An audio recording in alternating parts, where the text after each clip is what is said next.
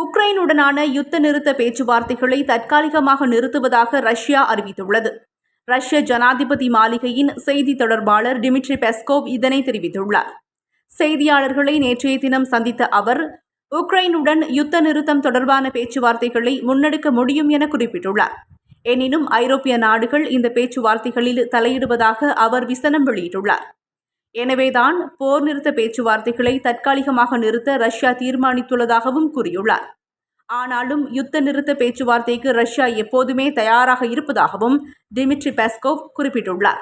ஏற்கனவே தொலைக்காட்சி ஒன்றுக்கு வழங்கிய நேர்காணலில் பங்கேற்ற அமெரிக்க ஜனாதிபதி டொனால்ட் ட்ரம்ப், ரஷ்ய ஜனாதிபதியோடு தனக்கு நட்புறவு இருந்தாலும் உக்ரைன் உடனான போரை அவர் முடிவுக்கு கொண்டுவராமல் இருப்பது எரிச்சலாக உள்ளது என கூறியிருந்தார். ரஷ்ய ஜனாதிபதியிடம் தான் காட்டி வரும் பொறுமையை இழந்து விடுவேன் என குறிப்பிட்டுள்ள ட்ரம்ப், ரஷ்யாவுக்கு எதிரான பொருளாதார தடைகள் மற்றும் அதிக வரி விதிப்பு போன்ற நடவடிக்கைகளில் ஈடுபட உள்ளதாகவும் எச்சரிக்கை விடுத்துள்ளார்.